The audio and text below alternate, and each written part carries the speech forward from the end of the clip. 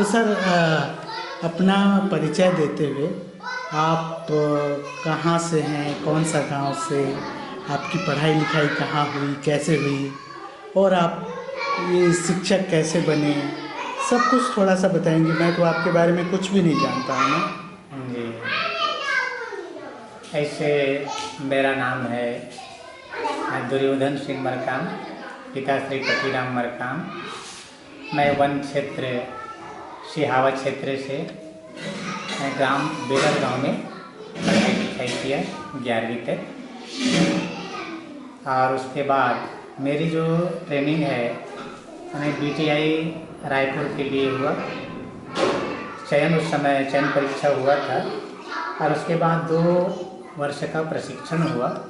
2 वर्ष प्रशिक्षण के बाद मुझे फिर मगर रोड ब्लॉक में प्रथम नियुक्ति प्राथमिक शाला सरेरुक में नवीन शाला खोलने के लिए हुआ।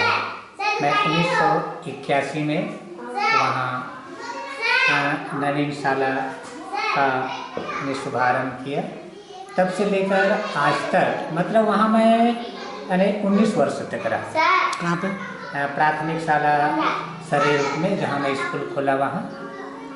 और उसके बाद फिर मेरा प्रमोशन हुआ प्राथमिक शाला परसवानी के लिए प्रधान पाठक के पद पर, और उसके बाद मैं 5 माह ही रहा वहाँ। फिर मैं ट्रांसफ़र के बाद आया प्राथमिक शाला सिंहपुर, और अभी इस शाला में प्राथमिक शाला बुढ़ाराव में मैं विगत 2 वर्ष से हूँ। ये तीसरा साल है मेरा, 3 साल। ये थोड़ा सा बताएंगे सर कि आपके माता पिता क्या करते थे? जी, मेरे माता पिता जो है ना गरीब तबके के हैं जी। मैंने मेहनत मजदूरी करके वो लोग जो है अपने परिवार का भरण पोषण करते थे, और अपना जो कुछ भी पैतृक जमीन था वो जो है दुधावा डुबान जो महानदी से निकला है ना, वो डुबान में मतलब हमारा ज़मीन आ गया, और इसलिए उसको छोड़ करके स्थापित जीवन जी रहे थे। और इस तरह से हमारे माता पिता मतलब मजदूरी करके हमें पढ़ाए लिखाए। तो आपका कितना ज़मीन था जो दुधावा में डूब गया? वहाँ अपना 16 एकड़ ज़मीन दुधावा में डूब गया। तो उसके बदले कुछ मिला नहीं? कुछ मिला मिलने के लिए, लेकिन उस समय हुआ क्या, हमारे जो पूर्वज थे ना वो उसको बांट दिए रुपए पैसे को, इधर उधर मतलब तितर बितर हो गए। अब इसलिए उसके में मतलब और कुछ ज़मीन नहीं खरीद पाए, इसलिए आज तक मतलब स्थिति गरीबी में ही है। तो आप शिक्षक बनने के बाद ज़मीन वमीन लिए होंगे? हाँ, थोड़ा बहुत लिया हूँ लेने के लिए। मैंने भोजन के लायक। हाँ। तो पर उन्होंने आपको पढ़ाया पर? जी सर। कितने भाई बहन थे आप लोग? अब हम लोग 6 भाई थे। अच्छा, पर सभी ने पढ़ा? अपने यहाँ मतलब उस समय 1965 का अकाल था सर जी जी। और अकाल की स्थिति में मतलब 6 बच्चों को फिर मेहनत मजदूरी। एक मिनट सर, हैं मुझे थोड़ा ये जो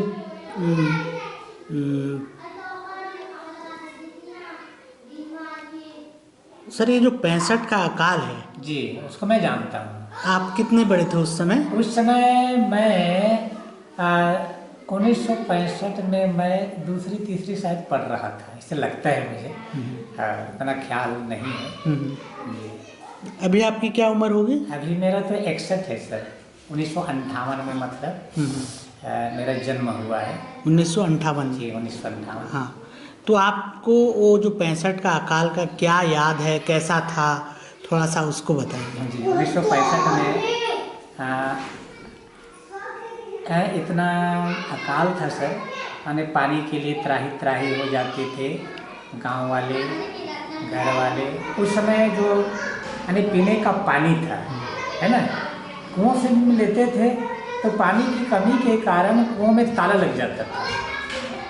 यानी कुआं वाले वहाँ ताला लगा देते थे, निश्चित टाइम पर खोलते थे वो लोग कि भाई सवेरे इतने बजे खुलेगा और शाम को खुलेगा। उसके बाद यानी कुआं में गाँव के में ताला लगा होता था। आपका कौन सा गांव था सर? अपना मूल स्थान है सर ग्राम गरडोरी रैतवारी। गरडोली रेतवारी, वो कहाँ पे था? वो है यानी सिहावा महानदी के उस पार है और घटला और बेलर के बीच में है। 8 किलोमीटर, घटला से 8 किलोमीटर पड़ेगा हमारा रेतवारी गडोमरी। अब डूब गया है वो? नहीं, अभी है वो, यानी वो मेरा मामा गांव है वो।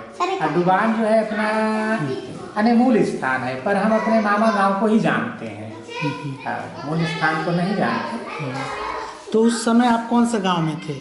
मैं अपने मामा के ही गांव में था। अच्छा, हाँ, तो बताइए कैसा, क्या याद है उस समय का? अब उस समय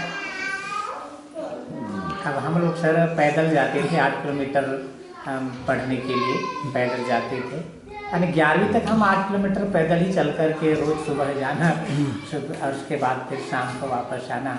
इस तरह से हमने पढ़ाई की और गरीबी की वजह से मैंने 11वीं मैट्रिक के बाद आगे नहीं पढ़ पाया। नहीं, मैं थोड़ा सा वो उस समय जो अकाल हुआ था उसके बारे में पूछ रहा हूँ। हाँ, उस समय सर खाने पीने की इतनी कमी थी कि लोग जो है ज्वार बाजरे की रोटी खाते थे। आज तो नहीं खाते, देखे भी नहीं है आज के ज़माने के लोग ज्वार बाजरे की रोटी खाते थे। तो कहाँ से आता था ज्वार बाजरा?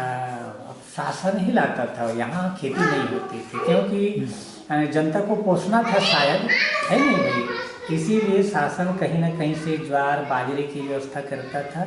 और राहत कार्य जब चलता था, है ना, जहाँ भी राहत कार्य चलता था तो उसके बदले उन्हें मतलब वही अनाज दिया जाता था। और इस तरह से मतलब अकाल में लोग जो है अपना जीवन यापन। उससे पहले लोग ज्वार बाजरा नहीं खाते थे? हाँ, हम जानते ही नहीं थे। क्या खाते थे सर उस समय लोग? आज जो खेतों में जो पैदा होता था, है ना, जैसे क्या पैदा करते थे, उसी क्या क्या खाते थे उस समय? चावल ही है यहाँ का प्रमुख फसल है। फिर उसके बाद कुटकी और कोदो कुटकी, वो तो अभी नहीं है।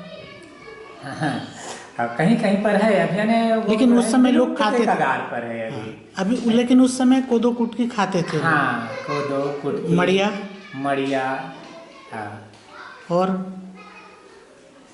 कोदो कुटकी है, मड़िया है, और उसके बाद दाल में दलहन में कुल्थी खाते थे, का उपयोग करते थे। गेहूँ और अपना गेहूँ तो कम मात्रा में होता था। अब तो वो सब चीज़ें फिर कैसे बंद हो गया सर? मतलब और क्या स्थिति थी उस समय? अकाल का और क्या याद है? लोग कैसे अकाल का और क्या याद है सर उस समय का? अब उस समय सर मैं अपने मम्मी के साथ मतलब मजदूरी करने के लिए जाता था उस समय, मम्मी पापा के पास। मिट्टी यानी फेंकने का काम करता था। मिलता था उस समय मिट्टी फेंकने का काम? और उसके बदले अनाज देते थे या पैसा देते थे? रुपए पैसे मिलता था मिलने के लिए। तो आप लोग उस समय भूखे भी सोना पड़ा था कभी? जी, स्थिति तो नहीं आई थी आने के लिए, किसी तरह से अपने माता पिता जो है व्यवस्था कर लेते थे, पर भूख हम नहीं सोते, और कई जगह लोग सोते ही थे। उसके बाद वैसी स्थिति और कभी नहीं हुई? उसके बाद स्थिति नहीं है। बीच में इसे पड़ा भी था छोटा मोटा अकाल, लेकिन भयंकर अकाल 1965 में पड़ा ना, उससे कम ही है। और 56 के अकाल के बारे में कुछ सुना है आपने?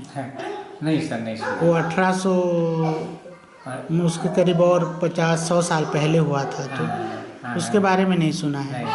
बूढ़े बुजुर्ग भी नहीं बोलते? नहीं पता है। अच्छा, मैं 65 से ही जानता हूँ। हाँ, ठीक है जी। भुक्त भोगी हूँ मैं। हाँ, मतलब किस तरह से भोगा? स्कूल चलता था उस समय कि नहीं चलता था? चलता था सर। तो क्या फ़र्क था उस समय के स्कूल और अभी के स्कूल में? हाँ, अब उस समय के स्कूल में, अब हम लोग तो 6 भाई थे, तो क्या है कि भाई माता पिता जब जाते थे काम करने के लिए तो अपने छोटे भाई बहनों को हम रखवाली भी करते थे। जाओ, अब इस तरह से रखवाली भी करते थे, और एक दिन रखवाली करना है। एक मिनट सर, ये दुकान जाए कुछ दिक्कत तो नहीं होगी ना? कहाँ जा रहे हैं? पास में। रोड के ऊपर तो नहीं है? हाँ, रोड के पास ही है। तो आप रखवाली करते थे? और इस तरह से किसी तरह से मतलब पढ़ाई, ऐसे पढ़ाई में व्यवधान नहीं आया आने के लिए। फिर कहाँ तक पढ़े वहाँ पे कैसे? उसके बाद में बताया ना 8 किलोमीटर मतलब आना जाना, मिडिल स्कूल 8 किलोमीटर तक आए गए घटला में। उसके बाद फिर 9वीं पढ़ने के लिए हम गए बिलर गाँव, वहाँ भी 8 किलोमीटर पड़, उसमें पैदल आना जाना होता था। आवागमन के साधन तो यानी गरीबी में हम व्यवस्था नहीं कर पाए थे, माता पिता लोग, पैदल ही हम। कितना किलोमीटर? 8 किलोमीटर। 8 किलोमीटर जाना, 8 किलोमीटर आना। ऐसे अपने सर लोग अच्छे थे, पढ़ाई भी अच्छी थी रहने के लिए।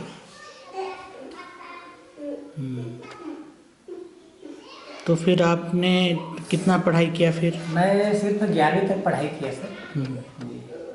11वीं तक पढ़ने के बाद फिर बीटीआई ट्रेनिंग के लिए चयन हुआ अपना, और फिर उसके बाद फिर रायपुर चले गए जी रायपुर। तो आप शुरू से क्या शिक्षक बनना चाहते थे? यस सर, मैं शिक्षक ही बनना चाहता था। ऐसा कैसे, कब आपको लगा कि आपको शिक्षक बनना चाहिए? मैं जब 9वीं क्लास में हुआ निबंध प्रतियोगिता है ना, और निबंध प्रतियोगिता में विषय था मेरे जीवन का लक्ष्य, मुझको मिला था अलग अलग।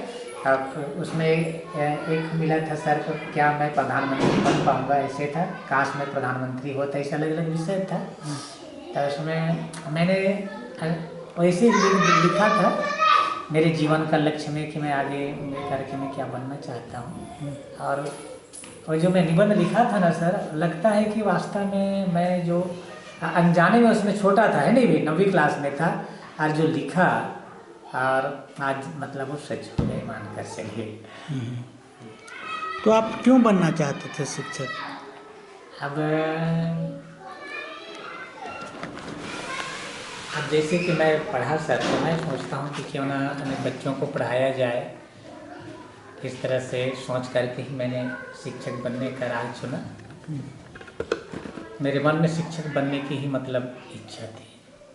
हाँ, मतलब उसके पीछे कोई कुछ तो रहा होगा कि बच्चों को जैसे पढ़ाना है तो क्यों पढ़ाना है, कि वो पढ़ाना अच्छा लगता है, या किसी शिक्षक से आप प्रभावित रहे? हाँ सर, मुझे बहुत अच्छे अच्छे शिक्षक मिले सर, और जितने भी शिक्षक मिले ना वे अच्छे थे। जैसे सभी शिक्षक उन्हें प्रभावित करने वाले थे। उसमें से अपने प्राइमरी स्कूल में थे एक सर भूषण लाल वर्मा जी थे, अपने प्रधान पाठक भी थे। और उसके बाद में जब 6वीं क्लास में गया तो वहाँ अपने बड़े गुरु जी थे, एक सोम सर थे। मिडिल में, प्राइमरी में और हायर सेकेंडरी स्कूल में भी मुझे अच्छे शिक्षकों का साथ मिला सर। अब प्रोत्साहित भी करते थे लोग जी। क्या बोलते थे? मान लो किसी को प्रश्न पूछते, लोग नहीं जानते थे ना, तो उसके बाद फिर वो लोग मुझे पूछते थे, और जब मैं सही उत्तर देता था ना तो वो शाबाशी देते थे कि ठीक है बेटा। और जब 11वीं पास किया सर, और मुझको पूछे हमारे प्रिंसिपल साहब, एक मिनट